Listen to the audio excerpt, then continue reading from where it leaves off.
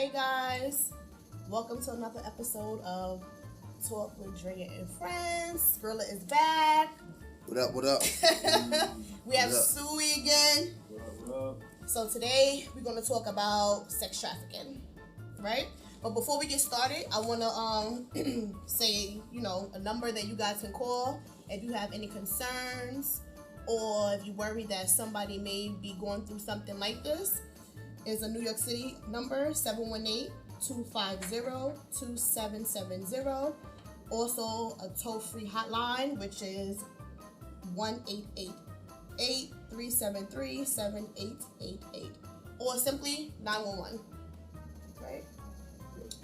So. Alright, let's get to it. Yeah. Where you want to start? I know that they have, I want to talk about what went on in East New York first. Oh yeah, definitely.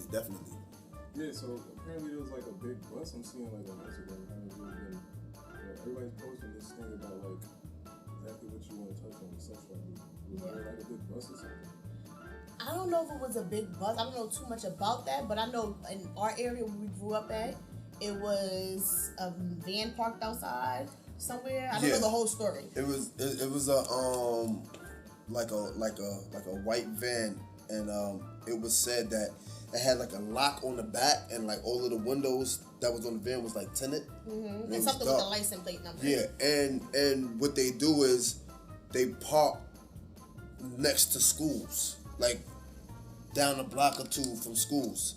So they could catch like young kids and stuff like that coming out of school when they get out, and they just snatch them in the van and they just driving off. It's crazy because it's been happening in East New York for the past like 3 weeks, I think it was. Mm-hmm. Yeah, it happened the past 3 weeks. So we definitely want to bring awareness to that, and do what you got to do to protect your kids.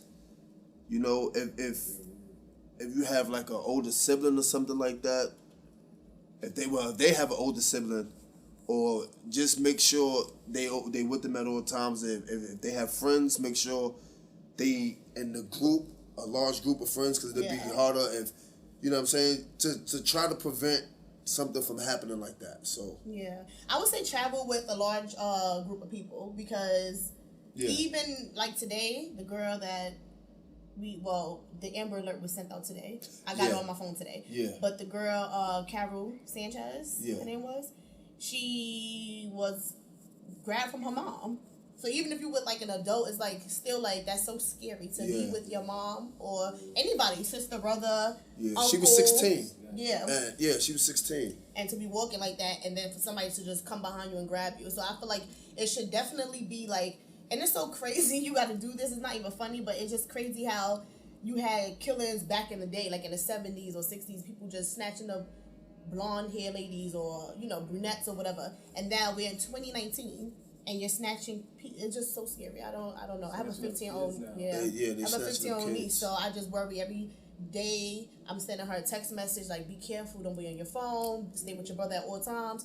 Keep your pepper spray with you. I feel like schools should actually allow kids to have pepper spray. I mean, I feel like they should, and maybe keep it in a locker downstairs somewhere, and you could give it back, like give them a number or a ticket. Because let me tell you something. But how many kids would you have to do that for though? That would be the problem. problem. The same amount that you check in going through the what's the name? You have to check every kid going through their metal detector. Yeah, so you saying every kid should have it? Because listen, they not only snatching people, young boys and girls that's 15, 16, they snatching people that's 8 years old, 7 years old. You know what I'm saying? 5 years old. I was talking about high school though. You're right about that. But then see, with that, they would probably use it for their own personal stuff. Like, you understand what I'm saying? And then if you take it away from them when they leave in school, right? What's to stop them from leaving school, like leaving high school in the middle of school hours, like as far as like cutting class and stuff like that? They're not gonna check in. Like, so that is kind of tricky with that. Like, you can't service everybody, not like that. You just have to like. There should be something or some type of services that they offer for the kids. I feel school to like kind of make them safe walking to the bus stop or like train station. I don't know, something they need to figure out. Honestly, I feel like in schools they should teach self-defense. I feel like in school they should teach that. Like a fighting class? Yes, they should teach that. But what about, like, I would say this because it should be mandatory for everybody. So it's not like you got like a bully and he trying to fight somebody. He trying to use all this other extra stuff. Like, no, teach everybody, but you know, you give them classes on how to use it, when to use it. You know what I'm saying? And the only thing you can really hope for is that they disciplined enough not to use it on each other. It's only for like situations like that, where like when you really in danger and you need to protect yourself from harm. Yeah. You understand? So I mean, I agree with that, but then sometimes you don't know what you're gonna do if like a situation occur. Yeah. Because I almost been robbed before, and I should have gave them. It was a long time ago for a Razor phone, and I should have just gave it to the person. But I was sitting there hitting on him. Eventually, like it was in Linden Plaza too, and building 5 or whatever. But yeah, and you know, people teach you all the time, like if you ever almost get robbed, give your stuff away, it's not worth it. I didn't think like that. Everything that I was taught went out the window, because the only thing I thought at that moment was like, okay, this dude hit me and he want my phone. So I was in like fighting mode, and I could have got shot if he had a gun or stabbed over a Razor phone. So I just feel like, I don't know. I feel that, and I feel like that's good too, but maybe do something more. Have like a little, I don't know, like something where you have adults walking the kids somewhere real quick, or I don't know, just something. It's definitely a new topic, so there's a lot of like solutions for this people are trying to come up with, because it's fairly new. It's been going on for a minute. So it's been I don't think surface. Yeah, that's how I was about to say. I don't think it's new. I just think that the more information that we're finding out about it, is more current.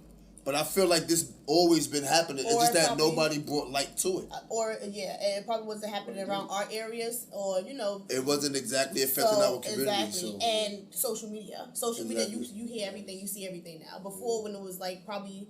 Well, it's always, I think it's big too now, but before, when it first started, we didn't have Instagram, Facebook, and for people could Amber Alert. We didn't have Amber Alert on them flip phones and BlackBerry. So it's not like you could sit there and be like, oh my God, somebody got kidnapped. It's like on the news, whoever watched the news, they hear about it, you read the newspaper, word of mouth, and then you continue to live your life because it's not that big to you. You understand? Yeah. So I feel like that's what it is. But I want to talk about somebody that got caught in East New York, a guy. Yeah. It says, I was looking it up online, you know I love online stuff sometimes. And it said, an East New York man who pleaded guilty to promoting prostitution has been sentenced to 4 to 12 years in prison for promoting the prostitution of a Philadelphia teen. He also promoted the prostitution of 8 others, ranging from the ages of 15 to 21. Right? Yeah. His name is, I would just say Jay Harris. I don't want to say the whole name. And his name Jay Harris. He was known as J.O. He was only 27. So this is a 27-year-old man from East New York, Brooklyn. And let me see. So he was sentenced to that amount of time, and he had to register as a sex offender whenever he gets out. So he pleaded guilty this year, March 20th of this year. And he pleaded guilty to 1 count of second-degree promoting prostitution, 1 count of third-degree promoting prostitution, and 1 count of second-degree assault. He also had a co-defendant with him, T. Washington, who also pleaded guilty to 1 count of sex trafficking and was sentenced from 4.5 to 9 years in prison. And he also has to register as a sex offender. So I want to stop right there. I want to know, how do you guys feel about the time that they're getting for that? Because you already heard the ages, and I'll say the ages again, which is 15 to 21, right? They don't say how old the other guy is, Washington, but the guy J.O. obviously is 27 years old. Yeah. So do you feel like that's a good sentence for that amount of time?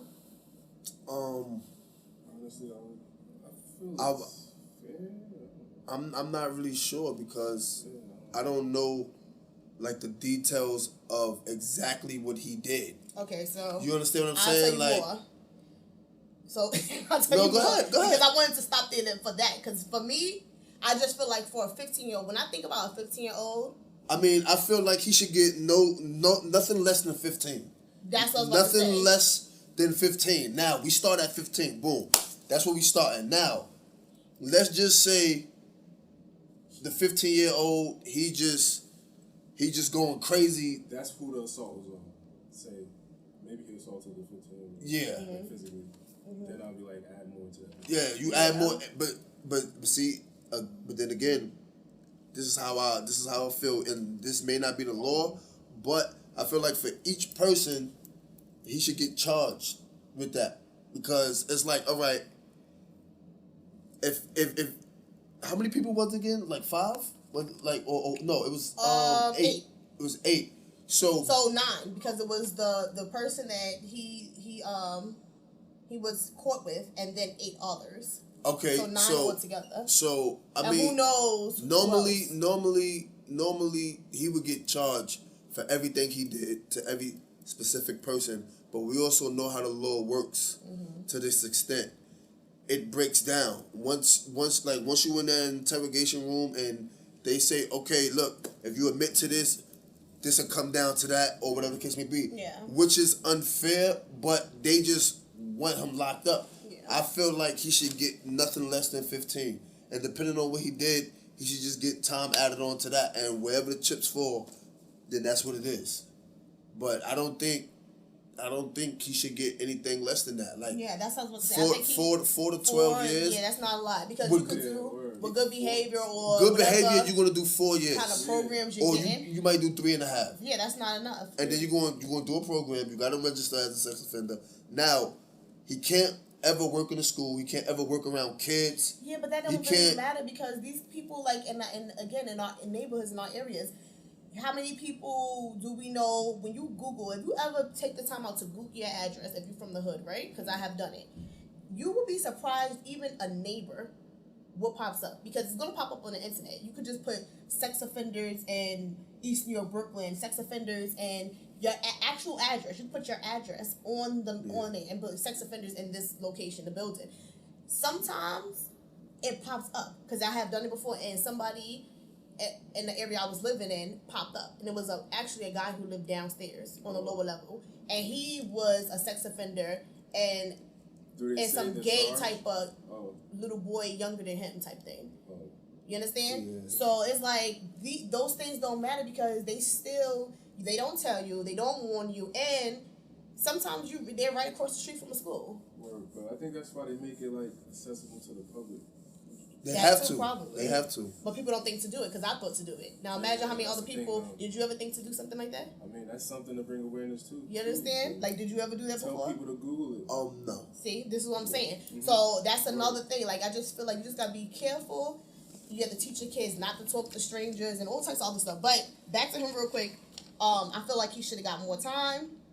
And it said between March of 2015 through December 2016, the defendants prostituted at least 9 young women, the majority of whom were ages 16 to 17, in Brooklyn, after luring them, most of them from out of town, like Philadelphia, Baltimore, and Cleveland. Excuse me. The defendants located the woman on Backpage. I think that page was shut down, wasn't it? Yeah, Backpage was shut down a couple months ago, if I'm not mistaken. I don't know the exact time, but that was definitely shut down.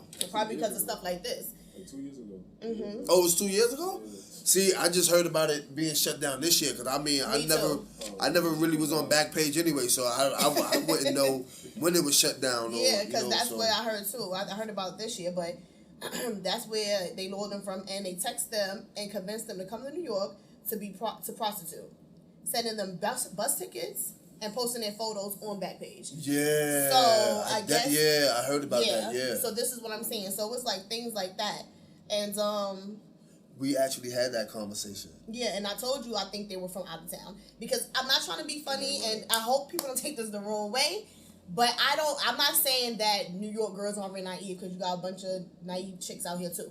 But I feel like we're more attitude, like, nigga, who you talking to? Who you? Or whatever, you know what I'm saying? People from, even because I traveled out of town, the girls out there, they more hi, how you doing? Oh, I met this girl last night. You know, you have cousins and family and friends that's out of town, and they sound so crazy. You be like, oh, he's just so nice. He's from New York and this and that. And I'll be looking like, no, you don't even know him. So I just feel like it's easier to lure them from other places. So that, you're right, we had that conversation before, and I always said I thought they were from out of town. Not saying all of them are, but the majority, I feel like that's easier for you to get lured from out of town. They rented rooms at various motels in Brooklyn and everywhere else, and brought the women to locations where the men paid to have sex with them. So, and they also gave the girls drugs and physically assaulted them. So that's why I feel like they should have got more time too. Because not only did you make them prostitute, you gave them drugs, so that means who knows what type of drugs you put them on, and you also assaulted them.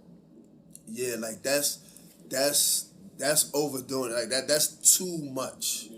That's too much. Yeah. Like I that's not even necessary to, you know what I'm saying, to do all of that. Like I don't understand these people. I don't understand these people and their thought process. I don't understand, like, why would you go that crazy to do that? Like, you giving them drugs that you probably wouldn't take, that puts them in a whole another mind state, and it's like, all right, perfect. And then you get what you want. You probably done took the money back when they was completely, like, unconscious or whatever the case may be, and then you still assaulted them. You still did what you did. Like, that's crazy to me. Like, I feel like when they say they put them on drugs, I feel like it's probably easier for them to put them on drugs so the girls could be in the slum type state of mind, so they really won't fight you back. They really won't, you know what I'm saying? They just thinking, like, some people smoke or drink and then they have different feelings, and maybe the type of drugs they were giving them put them in a mind frame where they're slow. Like, their mobile is slower. You understand? And also, it's not right, but I'm saying I could see why they did that, because that's how they think, and they bastards. So they probably like, oh, let's put them on drugs. Yeah, they scumbags. Yeah, I think of every way to like manipulate them easy. Exactly. Without the struggle. Exactly, and they probably, I don't know why they hit them. Who knows what they did? Maybe they wanted to leave. Maybe they tried to leave once they came sober, or whatever the case may be. I just feel like that's crazy. Listen, if they was on hard drugs, you're not gonna just sober up that easy. Like you're not, because you have to drink a lot of water. You have to eat something to soak that stuff up. Like, well, that's basically like liquor when you're drinking a lot of liquor. But like them hard drugs, sometimes it takes a while for that to go through your system. Like, you understand what I'm saying? So these people, and then on top of that, we don't know what type of drug it was and how strong it was. Like, if you notice, when you go to doctors to get a prescription, they always, when you go to the hospital, they always ask your height and your weight, because they got to give you the milligrams according to how much you weigh, so they won't overdose you or give you a lesser dose of what you actually need. You understand? So that's why they always say, oh, what's your height, your weight, and stuff like that, and they keep it on record. So just in case if you gain any weight or whatever case may be, or lost weight, that's how they figure out how much doses you need and how many times you need to take it a day and things like that. So again, I don't know what they was given, but I'm pretty sure these women they weren't big. They weren't big, and they probably didn't weigh no more than 140 pounds, 150 pounds. So you just think about it. A Percocet 30 or something like that. You give that to a female that's 130 pounds, she's going to be out of it. And she's going to be out of it for a long time. You know what I'm saying? Xanax, all of them drugs. Ecstasy just completely have you out of your mind. You taking that, and you can crush those up and put it in a drink. Yeah. See what I'm saying? So that's probably how they did it too. That's probably how they did it. We don't know.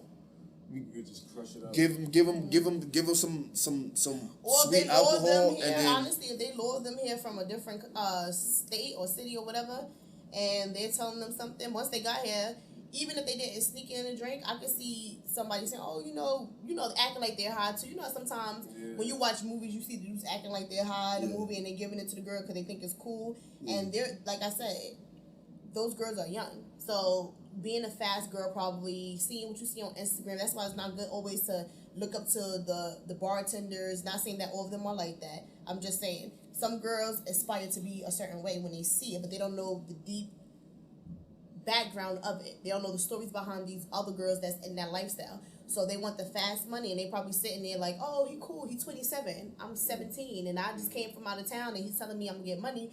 Let me just do this with him. So even if they're not forcing them to take the drugs, they convincing them. They, you know, it's crazy. Yeah. It's just crazy. I just feel like it's a big thing where, and not even where in this where it's like, this is like kind of like a more of a prostitution case kind of too. But I'm talking about like the sex trafficking too, where they're taking people and they're like selling them to motherfuckers in Russia, or they selling them to other places like China, or maybe selling their body parts, or just selling them, selling the girls. I seen one article. It was an African American kid from the United States. He was no older than 5. They found his body in China, and his organs was gone. So it's not just, you know what I mean, the sex trafficking. They're not just using them for sex and things like that. Yeah, they harvesting their organs and they selling it on the black market. That you understand what I'm saying? Yeah. Like, how do you think a lot of these billionaires just can have 5 heart surgeries? Like, that's unheard of. That's unheard of to do. Like, where are you getting all of these people from? Everybody is not healthy. That's why like it's not funny. He said, "Where you get all these people from?" But like, if we honestly speaking, right? Real shit. The most healthiest people you're gonna find are the younger people. Yeah. A lot of them don't drink. A lot of them don't smoke. No. They don't do anything. They don't take no pills, no nothing. They don't do none of that. So everything is fresh. Their lungs are fresh. You know what I'm saying? Their heart is fresh. Their kidneys are fresh. Everything is fresh. Yeah. So they say, you know what? Why don't we get them? Because we can sell it for more. Now, what you think is going to sell more? A 15-year-old little girl or a 45-year-old woman or a 50-year-old man? You understand what I'm saying? So it's a crazy game. Like, I don't understand. Like, it's just crazy. You just gotta protect your kids. You have to have like certain rules in place, certain people in place. Like, cause I understand. Like, you may be a single mother, you may be a single father, or both parents may be in a home, but y'all both work, so you can't necessarily pick up your kids. Yeah. And if you can get a bus service for them to drop them off home from school, I would recommend you do that as well. Or find other locals too. Like I said, travel in groups. Like, when I was younger, I used to travel with a childhood friend of mine, Jelena, and a bunch of other people from pink houses. Like, we all met at the bus stop. We all went to family academy together. We all came back together. So it was like you travel with each other, because I feel like predators, when they see that, it's like, okay, versus these 20 kids right here, 15, we used to be deep. You already know that. Yeah, yeah. So versus all those kids compared to these 2 that's always going home together. Let's go over there where, you know what I'm saying, where it's more quiet or whatever. The fact that they even, not to say that they should never came, you never know what happens, but the fact that went on in our area is like crazy. Yeah. Like, I was just like, wow. Like, and so close to home. Like, another thing, are kidnapping kids around where we sleep. Yeah. Another thing I would encourage young kids, like, stay on the main streets where there's a lot of traffic, a lot of cars, a lot of people walking. If you see something that look funny, go the other way. It doesn't matter if it take you an extra 10 minutes, 15 minutes to get home. Take the other way. Don't go that way if something is not right. If you live close by your school, right, more likely than not, you, even if you're a kid, a little kid, you recognize certain blocks, certain things. Certain blocks, you recognize the same people every day that you see. If you see somebody that looks weird to you and they don't look like they belong in that area, or nobody speaking to them, they ain't talking to nobody else, go the other way. Make sure it's a lot of y'all stick together. If one have to use a cell phone or something, stay there with them. Don't let them walk off too far. Make sure y'all keep an eye on that person and y'all just stay tight, because that's what they look for. They look for a crowd, right? If one separate, they'd be like, okay, I'll go get that one. Or they just look for a kid that just by themselves walking home. Or just 2 of them. Hey, fuck it, we'll grab both of them. So just make sure you try to stay in groups of 4 and more. And if you are in groups and one have to step away for a second, make sure y'all keep your eye on that person and not try to let them veer off too far. So that way, like, these are just basic things that can help prevent that happening. You understand what I'm saying? So again, that van it's a white van, and it has like locks on the back door, and you can't see in it because they have very dark tints. It's a white one, and I think it's a tan one, and it was like a if I'm not mistaken, it was like a purple one, like more so lavender. Yeah. But it was like it wasn't like a bright lavender color. It was just like kind of dirty, kind of. So white, tan, and like a lavender color van. Those are the 3 vans that's been out here snatching kids. I also say that well, to get to that real quick, I'll say you watch out for that, or just watch out for any van, period. Like, I'm to the point where if a van, and even if they have a logo on it, because some people say, oh, if it doesn't have anything on it, these people are getting so smart. You think they don't watch the news themselves? They watch the news. They have Instagram too. They probably sitting there saying, let's just put a plumbing logo on it, or let's just paint it a different color or something like that. I would just say watch out for any type of van, any type of thing that have dark windows. I would feel like the majority of the vans probably will have dark windows so nobody else can see through it. But sex trafficking is crazy. I feel like it's been out for years. It's just now being like more, people are being more aware of it because it's happening everywhere. It's like every day you turn around, there's a different girl being kidnapped. It's a different person being missing. It's all these, and it makes you go back to think like all the girls in the areas that we're from, or even that you heard of, and you see the missing child poster, it makes you think like, damn, that God forbid could have been a sex traffic case. Like some people sit there and they want to talk about, oh, you know, some people are crazy out here. Maybe, you know, somebody wants to have a child. No. Nobody that can't have a child, that wanted a child, to me in my head, would take a grown-ass 15-year-old kid or 11-year-old. I feel like they'll take a newborn baby. Some way, somehow, they'll try to get a newborn baby or at least a 1 or 2 year old, which is not right either. But I'm saying it's more to it than that. It's like what you said, selling organs, body parts. This is real money. Like when you get somebody or these people from different countries or whatever the case may be, you have these people that into stuff like that, like into forcing women. It's sick fetishes. It's sick people out here that's demented and like babies cry. So like, how do they? This is what I'm saying. It's like a sick, nasty fetish. And it's like they're selling these kids and these children and babies or whatever the case may be for their own money. And it's so crazy how much money they're really worth. Like humans are really worth a lot of money. Like people are paying, they paying into this. And I read somewhere too that it's like different stages, I guess. I don't know what it is. Like I read somewhere where they're selling them and then, you know, like different clubs in like probably the UK or something like that have like strippers and stuff like that. They're making them perform in like clubs and stuff like that, working out of clubs and stuff. It's really scary. Yeah, think about it. That movie Taken with Liam Neeson. That movie was based on sex trafficking. Yeah, you know what I'm saying. But that was more or less, all right. We over here in this country, we wait for people that's not from here to come here. Mm-hmm. We have the runner. The runner is the person that talks to them. Mm-hmm. Oh yeah, I'm in this hotel too. And then you get in the car with them. And watch out for those type of people too. When you go away. Oh no, I'm going that way. No, we could just split the cab. Like we could take the cab together. And the next thing you know, you going somewhere else and you don't even know where you at. And then as soon as you get out the car, they got something over your head. It's like 5 other people, and now you can't do nothing. And you just gone. They take your phone and you just lost. Yeah, because you got to remember too, you in a different country, so you really don't know the blocks or the streets like that if they're driving. You understand? And even out here, like the other night, I was so scared that they're doing this. The other night when I went into Uber from my sister's house, this guy took a back street. I'm like, that's not how you get to my house. Why is he said, always telling me to take a long way.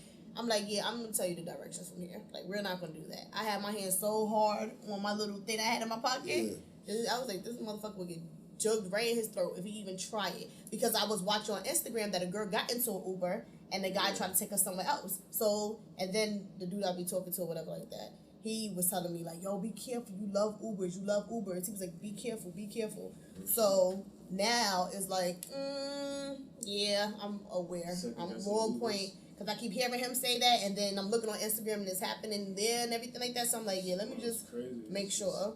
So you ask more questions, even with the Uber. Like, I'll ask them their name. I'll make sure I look at their license plate number.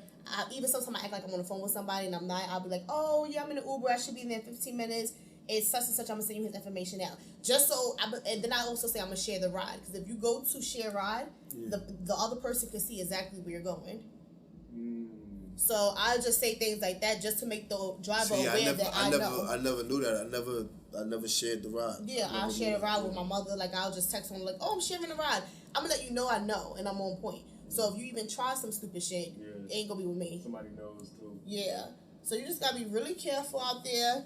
And I want to say the number again for those who are watching and listening. New York City number is 718-250-2770. The toll-free hotline is 1-888-373-7888. And you can simply also dial 911, you know. But it would never be an answer to sex trafficking. I don't even know if it's a real solution because money talk. You understand? Yeah. Money talk. So like I said, it's high that's powerful. It's the black market. It's, you know what I'm saying? It's $1 billion business. They always going to make money. It's always going to happen. Our job as a parent, you understand, is to try to give the proper information to prevent that from happening. That's why my kids don't go anywhere without me. Like, if I'm outside and I got them or whatever, and they be like, Daddy, can we go over here? I'm like, nah. Because I need to be able to get to you and your sisters, my son. I need to be able to get to you and your sisters less than 2 seconds. I don't want them too far away from me because things like that happen. You may be on your phone. Like, I don't even use my phone like that when they're in the park playing. Yeah, like, I'll be sitting on the bench. I'll be sitting on the bench when I see other grown people coming. They have their little kids, but I'll be watching them. I'll be like, I don't know who that person is, like, what they doing. Because the minute you grab one of my kids and you try to run off, it's going to be a problem. So I always keep them close. Yeah, like, they always have to be close. Yeah. Not two over here and then the third one is over here, or everyone stay together. You know what I'm saying? You stay there with my sister and I stick together. Y'all all have to stay together. I got to be able to get to each and every one of y'all less than 2 seconds at the same time. So I don't play that. I don't play that shit. Hell no. But I want to say this before we wrap up. I want to say also pay attention. It's our jobs as adults, as neighbors, as family members, friends, whatever. Pay attention to the people around you too, because I was watching something and sex trafficking could be going on, or prostitution could be going on right under your nose. You understand? Like they said, I was having a discussion at work, and one of my coworkers said that sometimes when she worked with this lady back in the 80s, real quick, short story real quick because we have to wrap this up, but she worked with this lady in the 80s, and basically her husband was forcing her to have sex because he was on drugs with different men, and she would come to work, her whole demeanor would change. So I would just say, watch the people around you, their demeanor, how they act with the person that they claim is their father, because you never know, somebody could have been a victim of kidnapping, you know, and they probably know that the person is not their biological parent, or maybe a victim of prostitution. So just watch everything. I feel like open your eyes more. Watch everything, question everything. That's the way. That's the best way you can. And put your phones down and really pay attention and follow your gut. Yeah, because I'm definitely guilty of that too. Like just walking and my head is in my phone, but you know, I'm not saying that it can't happen to me, because it could, because it can happen to anybody. So we just got to make sure we pay more attention to our surroundings and where we at. It doesn't matter if you're in your own neighborhood, because just what we talked about on this episode, kids is getting snatched up in East New York, where we from. Like on the very blocks that we done walked before. So, you know what I mean? It can happen anywhere. Don't let it affect you direct before you do something about it. I would say. Start now. Like put the word out there. Like if you see any videos, share it. You understand? And just talk about it. Yeah. So have talks. Guys, this is a wrap. Thank you guys for listening and watching. Talk with Drea and Friends. Skrilla, Stewie, always a pleasure. Yes. And we'll see you next episode.